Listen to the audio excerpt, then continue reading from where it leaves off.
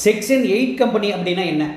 நார்மலாக நம்ம கம்பெனி அப்படின்னா ப்ராஃபிட் மேக்கிங் கம்பெனி தான் நம்ம பார்த்துருக்கோம். பட் இந்த section 8 company according to companies act 2013 பிரகாரம், அதாவது சேரிட்டபிள் கம்பெனிஸ், நான் ப்ராஃபிட் மேக்கிங் பர்பஸ், அந்த மாதிரி கம்பெனி கூட இருக்குதா சார் அப்படின்னு கேட்கலாம். இருக்குது. எப்போ?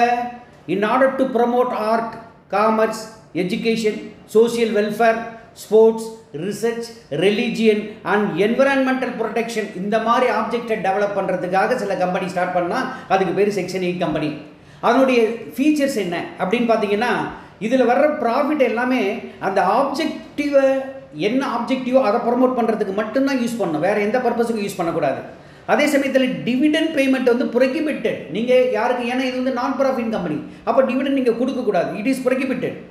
இந்த கம்பெனி நீங்கள் ஃபார்ம் பண்ணணும்னா central government has to grant licence நீங்கள் அங்கே வாங்கணும். அது மட்டும் இல்லாமல் இந்த கம்பெனி என்ன, சேரிட்டபிள் பர்பஸாக இருக்கணும், நான் ப்ராஃபிட் பர்பஸாக இருக்கணும்.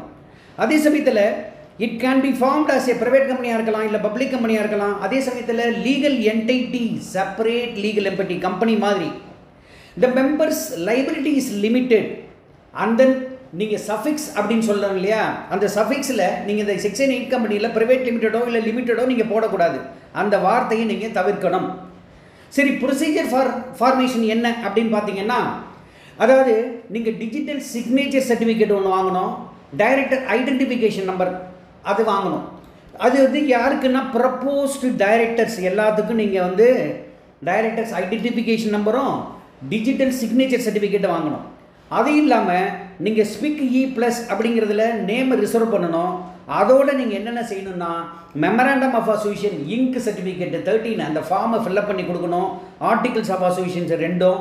அது இல்லாமல் டிக்ளரேஷன், ஒரு சார்ட்டர்ட் அக்கௌண்டன்ட், ஒரு cost accountant or company secretary, இதில் 3 பேர்த்தில் யாராவது ஒருத்தர் இங்க் 14 அப்படின்னு ஒரு டெக்ளரேஷன் கொடுக்கணும். அது இல்லாமல் டெக்ளரேஷன் 15 ஒன்று கொடுக்கணும். அதுக்கப்புறம் நெக்ஸ்ட்டு 3 இயர்ஸுக்கு எஸ்டிமேட்டட் இன்கம் அண்ட் எக்ஸ்பெண்டிச்சர் எவ்வளோ இருக்கும் அப்படின்னு சொல்லணும். ரிஜிஸ்டர் ஆஃபீஸ்னுடைய ப்ரூஃப் கொடுக்கணும். இதெல்லாம் கொடுத்துட்டு அதுக்கப்புறம் தான் ஃபார்ம் INC 12 அப்படிங்கிற ஃபார்மில் அப்ளை பண்ணணும். எதுக்கு? செக்ஷன் 8 கம்பெனி ரிஜிஸ்டர் பண்ணுறதுக்காக, ரிஜிஸ்ட்ரார் ஆஃப் கம்பெனிஸில்.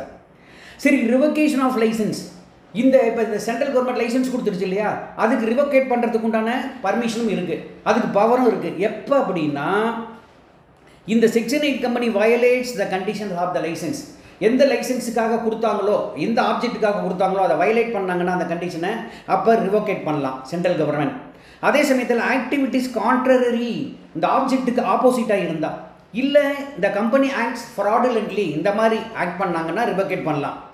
அப்படி ரிவோகேட் பண்ணால் என்ன பண்ணலாம்? Government may direct the company to convert it regular company. அப்போ செக்ஷன் 8 கம்பெனி இல்லை, இனிமேல் ரெகுலர் கம்பெனி தான். அப்படி இல்லைன்னா அந்த கம்பெனியை வைண்ட் அப் கூட பண்ணலாம். சரி, டேக்ஸ் பெனிஃபிட் அப்படின்னு பார்த்தீங்கன்னா, இன்கம் டேக்ஸ் ஆக்ட் 1961 பிரகாரம் செக்ஷன் 12A and 80G பிரகாரம் என்னென்ன எக்ஸம்ஷன் கிடைக்குதோ அதெல்லாம் இந்த கம்பெனிக்கு உண்டு.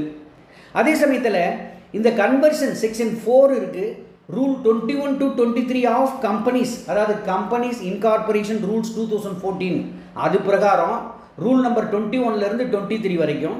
அதே சமயத்தில் section 4 of the companies act பிரகாரம் என்ன அப்படின்னா, section 8 company cannot convert into any other kind, எந்த கம்பெனியாகவும் பண்ண முடியாது. அதாவது நீங்கள் வந்து என்னென்னா கன்வெர்ட் பண்ண முடியாது without approval of the central government.